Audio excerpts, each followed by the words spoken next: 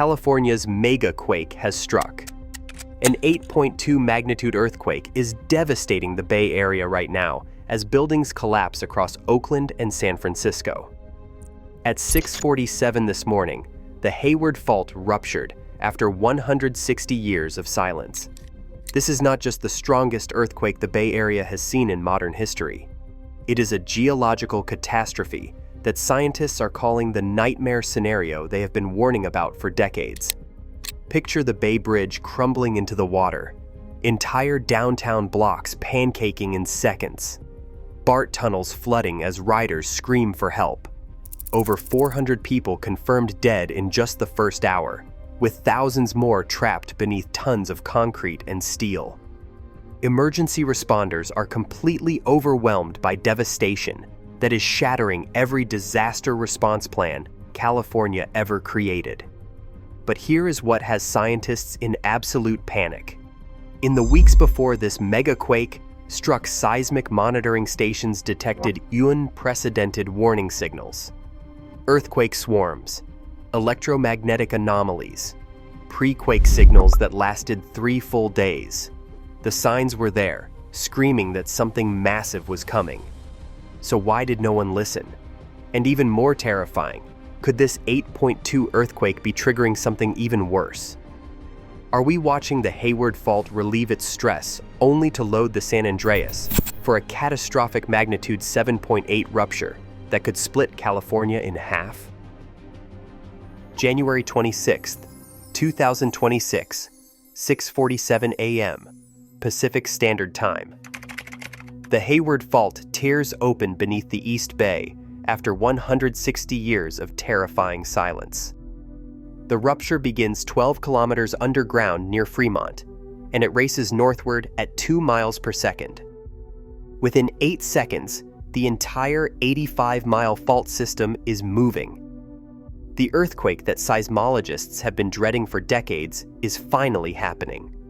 The magnitude registers 8.2 on the moment magnitude scale. This is not a typical Bay Area tremor. This is a complete fault rupture, releasing energy equivalent to 32 million tons of TNT detonating simultaneously beneath California's most densely populated corridor. Ground shaking lasts 45 to 60 seconds, an eternity when the earth is trying to tear itself apart beneath your feet. Oakland takes the first hit at maximum intensity. Buildings that have stood for a century begin collapsing before residents can process what is happening. Berkeley experiences modified Mercalli Intensity 11, violent shaking, where even earthquake-resistant structures suffer severe damage. Fremont and San Leandro shake with forces that exceed anything in the engineering models. USGS ShakeMap data records peak ground acceleration exceeding 2G in multiple locations, meaning the ground is accelerating upward and sideways twice as fast as gravity pulls downward. The sound is unforgettable. First comes a deep rumble like distant thunder, growing impossibly loud. Then the violent tearing sensation as millions of tons of rock grind past each other along the fault plane. Windows shatter. Car alarms shriek in unison across 9 counties. The seismic waves radiate outward at 4 miles per second. San Francisco's skyscrapers sway beyond their design limits. San Jose feels strong shaking that topples unsecured objects and cracks older buildings. Sacramento, 90 miles from the epicenter, experiences moderate shaking that sends residents fleeing into the streets. Surface rupture appears instantly along the fault trace. The ground splits open with visible displacement measuring 8 to 12 feet in some sections. Roads buckle, sidewalks offset. Property lines literally shift as the Pacific Plate lurches past the North American Plate in one catastrophic release of 160 years of accumulated stress. Aftershocks begin immediately. A magnitude 6.1 aftershock struck at 6:49 a.m. A magnitude 5.8 aftershock struck at 6:52 a.m. The Earth is not finished. The devastation is immediate and overwhelming. Within 90 seconds of the main shock, more than 200 structures collapse across Oakland and Berkeley. Older, unreinforced masonry buildings crumble like sandcastles. Apartment complexes pancake, trapping residents between floors, compressed to 3 feet of vertical space. The destruction is concentrated, but catastrophic. The Bay Bridge eastern span fails at the same location that collapsed in 1989, but this time, the damage is far worse. A 200-foot section drops into the bay, severing the primary connection between San Francisco and the East Bay. Traffic cameras capture vehicles plunging into the water before the feeds go dark. Oakland International Airport's main runway cracks open with a 6-foot displacement that makes operations impossible. Highway 880's elevated sections fail in 3 locations. The Cypress Street Viaduct nightmare from 1989 is repeating, and now it is worse because morning commute traffic has filled the roadway with hundreds of vehicles. BART tunnels flood as 300 water main breaks send millions of gallons surging underground. Riders trapped in trains between stations wade through rising water in complete darkness. The Trans-Bay Tube, an engineering marvel connecting San Francisco to Oakland beneath the bay, suffers structural damage that engineers will not be able to assess for days. Downtown San Francisco's financial district becomes a war zone. Glass facades shatter on 40 buildings simultaneously, raining deadly shards onto the streets below. The Millennium Tower, already leaning before the earthquake, tilts another 8 inches. 3 high-rise buildings suffer partial collapses on their lower floors. Fire becomes the second enemy. Ruptured gas lines ignite 150 separate fires across the East Bay within 20 minutes. But water main breaks mean fire hydrants are useless. Oakland Fire Department watches helplessly as entire blocks burn with no water pressure to fight the flames spreading between wooden structures. The power grid collapses. Pacific Gas and Electric reports 2.3 million customers lose electricity as transmission lines fail and substations shut down automatically. Cell towers go dark. Emergency radio networks strain under the load. First responders struggle to communicate as the technological infrastructure of modern civilization simply stops working. By 7:30 a.m., preliminary casualty estimates reach 400 confirmed dead, with thousands more trapped, and the numbers climbing every minute. At the California Office of Emergency Services headquarters in Sacramento, Director Nancy Ward activates full crisis protocols at 6:49 a.m., just 2 minutes after the main shock. Every screen in the operations center flashes red as damage reports, flood in faster than staff can process them. Governor Gavin Newsom declares a state of emergency at 7:07 a.m., the fastest disaster declaration in California history. The scale of destruction is already beyond anything the state has prepared for. Oakland Fire Department and San Francisco Fire Department receive over 4,000 emergency calls in the first 30 minutes. Every available unit deploys immediately, but they are facing 150 separate fires, 200 collapsed buildings, and thousands of trapped victims at once. The math is brutal. They have resources to handle maybe 20% of the crisis, and responders are overwhelmed. Urban search and rescue teams mobilize from Los Angeles, San Diego, and Sacramento, but they face hours of travel on damaged highways. California National Guard Major General David Chen orders the largest peacetime military deployment in state history. 6,000 troops mobilize within 3 hours, but even this massive response feels inadequate against the devastation. Helicopter crews launch rescue operations despite damaged helipads and compromised landing zones. Pilots navigate through smoke from 150 fires while dodging power lines and debris. Evacuation orders go out for 500,000 residents in damaged areas, but the transportation infrastructure has collapsed. Interstate 880 is impassable. Interstate 580 shows major damage near the Altamont Pass. Interstate 680 through the East Bay Hills suffers landslides and bridge failures. San Francisco International Airport closes all operations. Oakland International Airport's cracked runways cannot accept aircraft. ferry services become the primary evacuation route across the bay. Boats designed for 2,000 passengers carry 8,000 in the first wave, as desperate residents flee by any means possible. Emergency shelters open across 9 counties, but the American Red Cross reports 65 facilities reach 150% capacity within 2 hours. Families sleep on gymnasium floors. Children cry for parents. Elderly residents require medical attention that overwhelmed volunteers struggle to provide. FEMA Administrator Deanne Criswell boards a military transport to California at 9:15 a.m. Eastern Time. She knows before landing that this will be the largest domestic disaster response in American history. The Bay Area's emergency systems are not just strained, they are breaking. The warning signs were there. Scientists just did not understand what they were seeing until it was too late. 3 days before the Hayward Fault ruptured, the Tomsk observation station in Russia detected unprecedented pre-earthquake signals. Vertical electric field spectrograms showed anomalies that monitoring equipment had never recorded before. The signals lasted 72 continuous hours, far longer than anything in the scientific literature. The Schumann resonance Q factor, a measure of electromagnetic amplification in Earth's atmosphere, spiked to terrifying levels. Mode 2 at 14 Hz reached 130, when normal values sit below 20. Mode 3 at 20 Hz hit 310.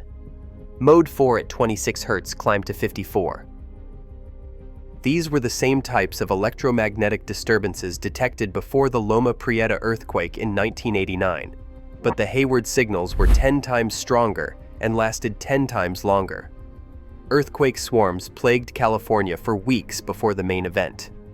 Indio, in Southern California, recorded more than 350 earthquakes, starting with a magnitude 4.9 on January 19th. Then, a magnitude 4.3 aftershock arrived, and it violated the typical 1 magnitude step-down rule, suggesting this was not an aftershock sequence, but a 4-shock swarm building towards something larger. Holtville experienced 75 earthquakes, including a magnitude 4.1. Johannesburg recorded 35 earthquakes, with a magnitude 3.6 leading the sequence. Nevada saw multiple earthquakes of magnitude 3.5 and larger, just across the California border.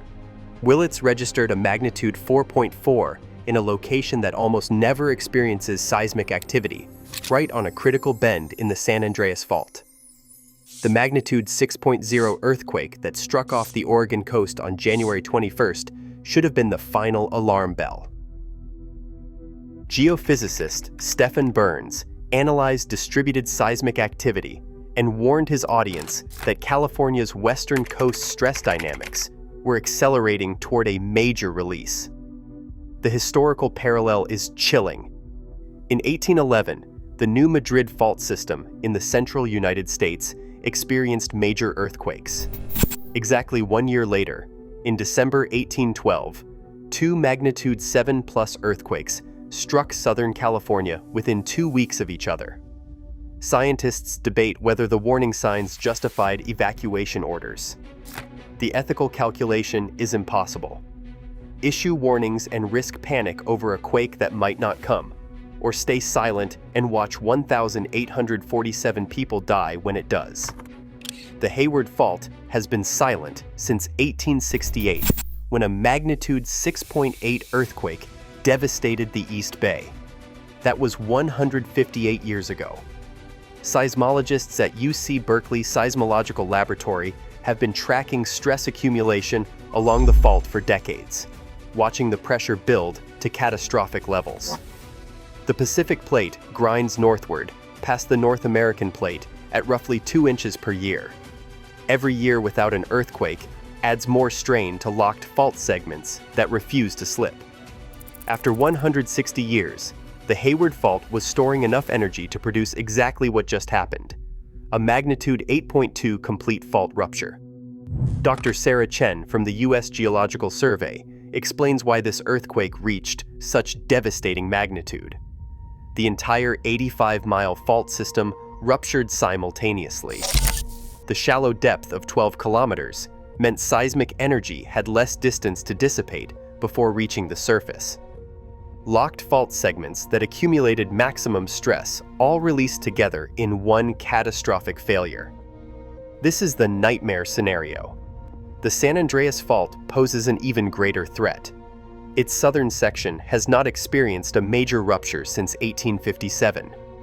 Scientists project the San Andreas can produce magnitude 7.8 or greater earthquakes, with surface displacement exceeding the Hayward Fault's 8 to 12 feet of movement. The San Andreas has two critical bends, one near the Salton Sea and another near Parkfield, where stress concentrates and builds toward inevitable release. Stress transfer between faults creates cascading danger. The Hayward rupture changes pressure distribution across the Calaveras Fault, the Green Valley Fault, and potentially the San Andreas itself. Dr. Michael Rodriguez at Caltech analyzes crustal deformation data showing that the Hayward earthquake may have brought the San Andreas closer to failure. The larger context is terrifying. The Cascadia subduction zone off the Pacific Northwest coast has not produced a magnitude 9 earthquake since 1700. Ring of fire seismicity concentrates heavily in the western Pacific around Japan and Indonesia. The eastern Pacific coast experiences far less frequent major earthquakes, but when they strike, decades of accumulated stress releases all at once. California's slow slip processes release only 1/3 of the strain between the Pacific and North American plates. The rest requires major earthquakes. U.S. Geological Survey seismologists forecast thousands of aftershocks over the coming months, with several potentially reaching magnitude 7. Maria Chen clutches her two children under a door frame as their Oakland apartment building collapses around them. The 3-story structure pancakes to 1.5 stories in 8 seconds. Maria, a 34-year-old elementary school teacher, spends the next 8 hours trapped in a 2-foot crawl space with her 6-year-old son and her 9-year-old daughter. She can hear neighbors screaming. She can smell gas leaking. Rescue crews finally pull them out at 3:15 p.m., dehydrated and traumatized, but alive. Underground, BART commuters experience a different nightmare. When the main shock hits, trains stop instantly in the Transbay tube. Emergency lighting fails. Water begins seeping through cracks in the tunnel walls. Riders trapped between Embarcadero and West Oakland stations wade through rising water in complete darkness, following the voices of conductors who are trying desperately to prevent panic. At UC Berkeley, students flee collapsing dormitories in their pajamas. Unit 2 Residence Hall suffers partial structural failure. 18 students are injured by falling debris. Hundreds evacuate to Memorial Glade, watching in horror as buildings they have studied in for years crumble around them. In the Oakland Hills, Robert Martinez watches his home of 40 years slide down the hillside. The 67-year-old retired postal worker stands on Skyline Boulevard with nothing but the clothes he is wearing and his car keys. His neighbors' homes follow the same path, foundations cracked, structures tilting at impossible angles before gravity takes over. Emergency shelters transform into scenes of collective trauma. Children who have not slept through the night cry constantly. Parents stare at walls with 1,000-yard stares. Oakland Fire Captain James Wilson describes making impossible decisions about which buildings to search first when he can hear victims calling for help from 20 different locations simultaneously. Missing persons reports overwhelm emergency phone lines. By noon, over 2,000 people remain unaccounted for. Families post photos on social media showing loved ones last seen in collapsed buildings. Highland Hospital evacuates 300 patients, while aftershocks continue rattling the damaged structure. Nurses wheel patients on gurneys down 6 flights of stairs because the elevators are too dangerous to use. San Francisco's financial district becomes a ghost town. Tech workers flee office towers, leaving laptops and phones behind, focused only on reaching open ground before the next aftershock hits. The economic damage is catastrophic and still growing. Preliminary estimates from state economists place total losses between $250 billion and $400 billion, making this the costliest natural disaster in American history. Infrastructure damage alone exceeds $80 billion. The Bay Bridge needs complete reconstruction. The BART underwater tunnel requires repairs that will take years.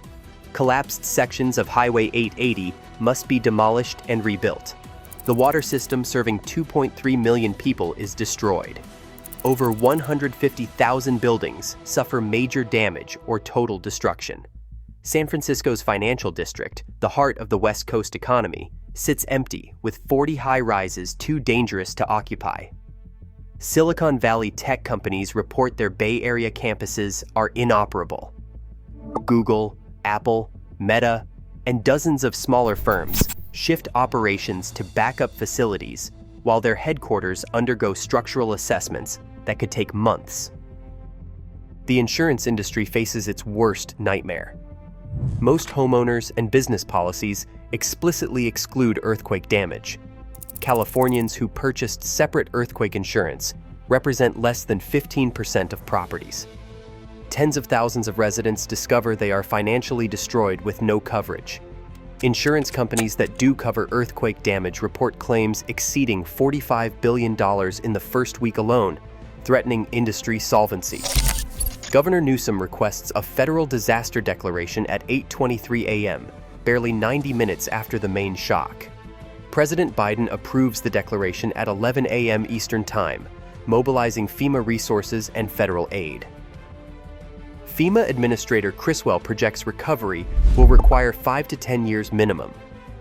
Congress debates a $150 billion emergency aid package, but Republicans question why California failed to adequately prepare despite decades of warnings. The political debate centers on responsibility and funding for reconstruction, and on whether existing policies were enforced. Political tensions explode over building code enforcement failures. Investigations reveal that hundreds of collapsed structures were not retrofitted despite mandatory seismic upgrade laws passed after Loma Prieta. Economic ripple effects spread nationwide. The Port of Oakland handles 40% of West Coast container traffic. With port operations halted indefinitely, supply chains freeze, and retailers report inventory shortages within days. Tourism collapses overnight. San Francisco loses an estimated $12 billion in annual visitor spending. Hotels sit empty. Restaurants close permanently.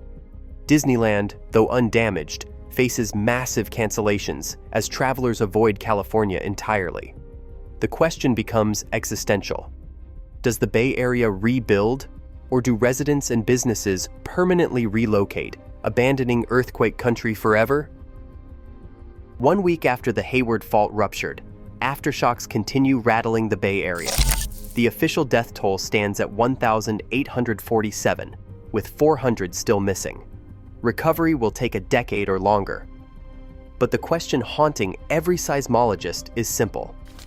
Will the San Andreas be next? The Hayward rupture transferred stress to adjacent faults. The San Andreas southern section remains overdue for a magnitude 7.8 earthquake that could devastate Los Angeles. The Cascadia subduction zone threatens a magnitude 9 earthquake. California learned its lessons in blood and rubble. The Hayward Fault relieved its stress, but other deadly faults are loaded now.